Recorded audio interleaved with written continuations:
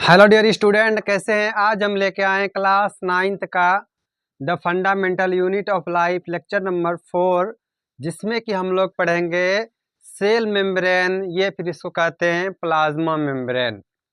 हम लोग सेल पढ़े थे कि हर एक जो एनिमल है, हर एक जो इंडिविजुअल है, हर एक ऑर्गेनिज्म हो गया, स्पेसीज हो गया, जितना भी लिविंग थिंग्स है, सब किससे बना हुआ है? सेल से बना हुआ है। तो ये सेल जब हम लोग पढ़े, किसका खोज किसने किया था? रॉबर्ट हुक ने किया था। कब किया था? 1665 ईस्वी में। तो ये सेल का आकार जो है वो कैसा है, वो भी पढ़े थे कि अलग अलग साइज का होता है। तो उससे काम के हिसाब से सेल का आकार होता है, आकृति होता है। तो आज हम देखेंगे कि ये जो सेल है, इस सेल के ऊपर जो ये बाहरी कवर दिख रहा है आपको दीवार के तरह, जिसको एक सेल के अंदर सारे मटेरियल्स को सेपरेट करके रखा है, उसको क्या कहते हैं? प्लाज्मा मेम्ब्रेन, ये सेल मेम्ब्रेन।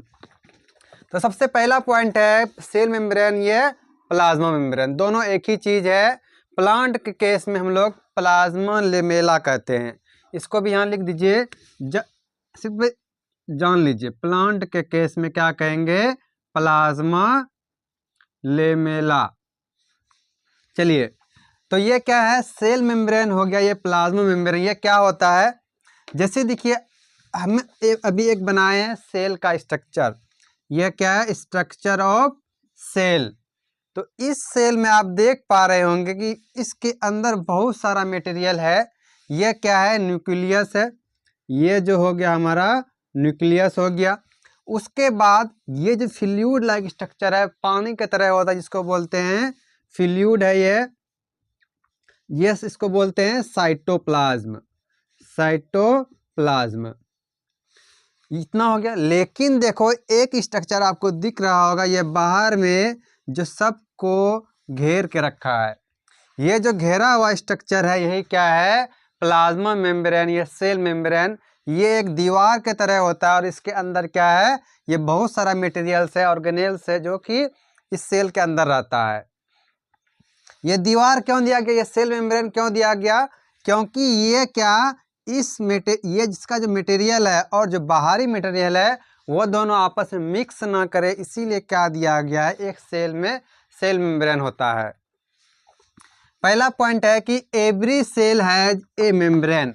हर एक सेल के पास, अगर हमारे सेल में करोड़ सेल है तो करोड़ों सेल के पास क्या होगा? सेल मेम्ब्रेन होगा। ये मेम्ब्रेन क्या हर एक सेल के पास होगा। Around it it's content separate from the external environment. कि इसका जो बाहरी इन्वायरमेंट है उससे बचने के लिए क्या होता है इसके पास?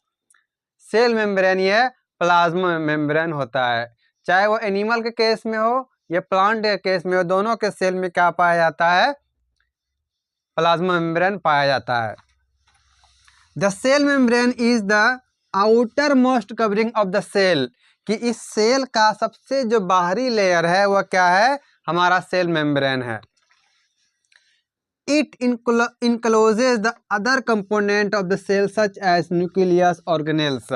जैसे कि अभी हम आप लोग को बताए थे कि ये सेल है, ये जो चारों तरफ घिरा हुआ है, ये क्या हो गया? हमारा सेल मेम्ब्रेन।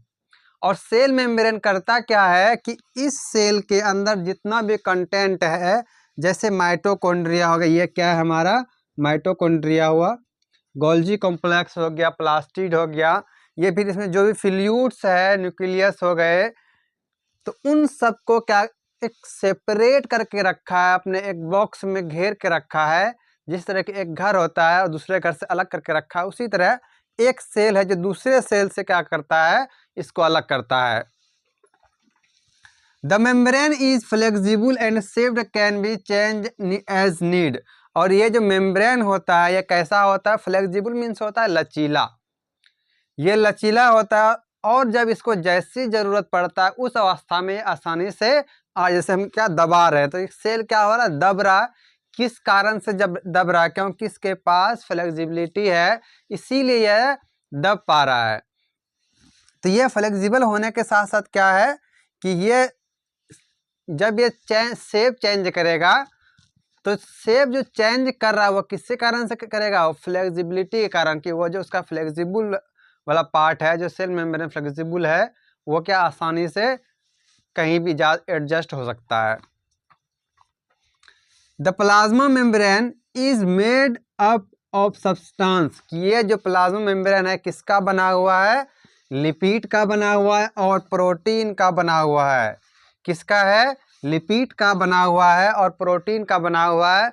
आपको बता दें कि ये जो लिपिड और प्रोटीन है यही दोनों क्या करता है, इस सेल मेम्ब्रेन को फ्लेक्सिबल बनाता है। प्रोटीन और लिपिड के कारण ही क्या हो रहा है कि सेल मेम्ब्रेन फ्लेक्सिबल हो पा रहा है। इस सेल मेम्ब्रेन का काम क्या है, सबसे पहला काम है प्रोटेक्टिंग। प्रोटेक्टिंग किसका प्रोटेक्ट करता है, ये जो सेल मेम्ब्रेन है प्रोटेक्टिंग मेम्ब्रेन क्यों कहा गया, क्योंकि ये इस सेल के अंदर जितना भी सेल ऑर्गेनेल्स है सारे को सारा इन्होंने क्या करके रखा है, उसको प्रोटेक्ट करके अपने अंदर रखा है। दूसरा है प्रोवाइड सपोर्ट, जैसे क्या यह सेल है तो इसको एक आकार दे रहा है, इसको क्या दिया, एक साइज दिया और एक शेप दिया कि कितना बड़ा होगा और क्या तुम्हारा शेप कैसा होगा। तीसरा है सेमी परमिएबल। सेमी परमिएबल किसको कहते हैं, कि जो अर्ध पारदर्शी होता है ना उसको कहते हैं सेमी परमिएबल। अर्ध पारदर्शी का मतलब होता है, सेमी परमिएबल का मतलब, जैसे मान लीजिए यहाँ क्या 3 पार्टिकल्स हमने बनाए हैं और यहाँ पे कुछ ये सेल हुआ, यहाँ पे इसमें एक छेद है, तो ये छोटा वाला आसानी से आ गया, ये भी आसानी से आ गया, लेकिन एक जो बचा ये बड़ा वाला, ये आसानी से पास नहीं हो पा रहा है। क्यों, क्योंकि इसका जो आकार है ये छोटा है और ये क्या बड़ा है, इसमें फिट नहीं होगा, इसीलिए ये पास नहीं करेगा। मतलब क्या हुआ कि जो सेमी परमिएबल मेम्ब्रेन होता है वह सारे पदार्थ को अलाउ नहीं करता अंदर आने के लिए। जो उसके साइज का होता है, जो उसके काम का होता है, सिर्फ उसी को लेगा और बाकी किसी भी पार्टिकल्स को अपने अंदर नहीं ले। जैसे हम लोग फूड खाए तो इस सेल को अगर प्रोटीन क्या हो सकता है तो वह क्या करेगा, सिर्फ और सिर्फ प्रोटीन ही लेगा, दूसरा कुछ नहीं चाहिए उसको। अगर लिपिड खाए हैं, इसको लिपिड चाहिए तो लिपिड ही चाहिए इसको, और दूसरा कुछ नहीं। अगर ऑक्सीजन लेना है तो ऑक्सीजन ही लेगा। ये तो काम हो गया अब सेल मेम्ब्रेन का। अब बात करते हैं ऑर्गेनेल्स। जैसे कि ये सेल मेम्ब्रेन्स है, इसके अंदर बहुत सारे मटेरियल्स होते हैं। ये बताए थे, माइटोकॉन्ड्रिया होता है, प्लास्टिड होता है, गोल्जी कॉम्प्लेक्स होता है, प्लास्टिड होता है। तो इन सबको क्या कहते हैं, ऑर्गेनेल्स कहते हैं। क्या कहते हैं, ऑर्गेनेल्स कहते हैं। बहुत सारे ऑर्गेनेल्स इसमें पाए जाते हैं, इसका लाइसोसोम हो गया, राइबोसोम हो गया, ये सारा क्या है, एक ऑर्गेनेल्स है। जैसे माइटोकॉन्ड्रिया हो गया, ये क्या है, पावर हाउस ऑफ सेल, कि माइटोकॉन्ड्रिया इस सेल को क्या दे रहा है, एनर्जी दे रहा है। लाइसोसोम हुआ, राइबोसोम हुआ, बहुत सारे ऑर्गेनेल्स पाए जाते हैं। सबको हम अलग से पढ़ेंगे, माइटोकॉन्ड्रिया को, प्लास्टिड को, सबको अलग पढ़ेंगे। पहले देख लेते हैं कि सेल ऑर्गेनेल्स होता क्या है। कि cell organelles are present in larger and more complex cell that required multi chemical activities to maintain structure and function. कि एक सेल के अंदर क्या है, वो लिविंग है। लिविंग है तो क्या हम लोग जानते हैं लिविंग किस, जो कि खाता है, पीता है, सांस लेता है, this is called living things, growth करता है। तो एक सेल को क्या हो, उसको डिवाइड भी होना है। हम लोग का क्या बॉडी बड़ा होता है, किसके कारण बड़ा हो रहा है, क्योंकि हमारा सेल डिवाइड कर रहा है। तो वो जो सेल डिवाइड कर रहा है, उसको डिवाइड करने के लिए क्या एनर्जी चाहिए, तो एनर्जी कहाँ से बनाएगा, इसके अंदर जो ऑर्गेनेल्स पाए जाते हैं वो ऑर्गेनेल्स क्या करता है, एनर्जी को बनाता है। जैसे लाइसोसोम हो गया, राइबोसोम हो गया, वो सब क्या करता है, प्रोटीन का फॉर्मेशन करेगा। माइटोकॉन्ड्रिया क्या कर, एनर्जी का फॉर्मेशन करेगा। तो वही चीज है कि सेल ऑर्गेनेल्स जो है वो हमारे अंदर में जो केमिकल एक्टिविटीज हो रहा है, उस केमिकल एक्टिविटीज को देखने, बनाए रखने के लिए इसमें बहुत सारे ऑर्गेनेल्स पाए गए हैं। Cell organelles perform various function, life sustaining function such as production, packaging, transportation. बहुत ही इंपॉर्टेंट पॉइंट है, ध्यान दीजिएगा। क्या कहा कि सेल ऑर्गेनेल्स जो है ये बहुत सारे परफॉर्म करते हैं जो हमारे लाइफ सस्टेन के लिए सही है। जैसे क्या प्रोडक्शन, ये किस चीज़ का प्रोडक्शन करेगा? जो सेल ऑर्गेनेल्स है ये क्या अभी बताए कि ये क्या करता है, प्रोटीन का प्रोडक्शन करता है, प्रोटीन का, उसके बाद लिपिड का ही प्रोडक्शन करता है। अब बात करते हैं पैकेजिंग। ये पैकेजिंग क्या, पैकेजिंग हम लोग सामान पैकेज करते हैं कि कहीं जाना है 2 दिन से पहले सामान बैग में भरते गए चलो अब। लेकिन एक सेल के अंदर क्या हो सकता है पैकेजिंग? एक सेल के अंदर क्या रहता है, डीएनए रहता है। डीएनए का मतलब क्या है, डीऑक्सीराइबोन्यूक्लिक एसिड। तो वो जो डीएनए है, अगर एक डीएनए बहुत बड़ा हो जाए, यहाँ से मान लो 10 मीटर 20 मीटर तो बहुत बड़ा, लेकिन सेल के एकदम छोटा सा है, उस सेल के अंदर समाने के लिए क्या बनाया गया है, उसको पैकेजिंग किया गया है। पैकेजिंग अगर हम समझाएं कुछ, तो जैसे कि मान लीजिए ये वायर है, 1 मिनट, अगर पैकेजिंग अच्छे से समझना है तो समझ लीजिए क्या है, एक वायर अभी है, लेकिन आप मान लीजिए क्या है, डीएनए है। तो डीएनए कुछ इस तरह से पैकेजिंग करते करते ये मान लीजिए पूरा मुड़ गया।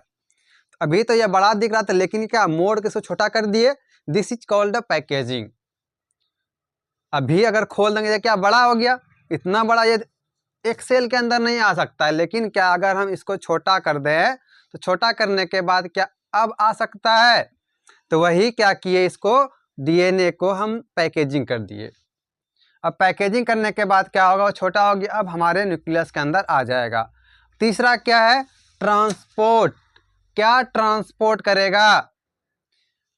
एक सेल के अंदर जो बहुत सारे प्रोटीन सिंथेसिस हुआ, फिर एनर्जी बना, तो उसका क्या ट्रांसपोर्ट करता है, कौन ट्रांसपोर्ट करेगा? ये सेल ऑर्गेनेल्स ट्रांसपोर्ट करेगा। अब क्या है, अगले दिन से हम लोग जो पढ़ेंगे, जितना भी ऑर्गेनेल्स है सबको अलग अलग पढ़ेंगे। जैसे प्लास्टिड हो गया, माइटोकॉन्ड्रिया, न्यूक्लियस, क्रोमोप्लास्ट, क्लोरोप्लास्ट, हर एक चीज़ को डिटेल में पढ़ेंगे।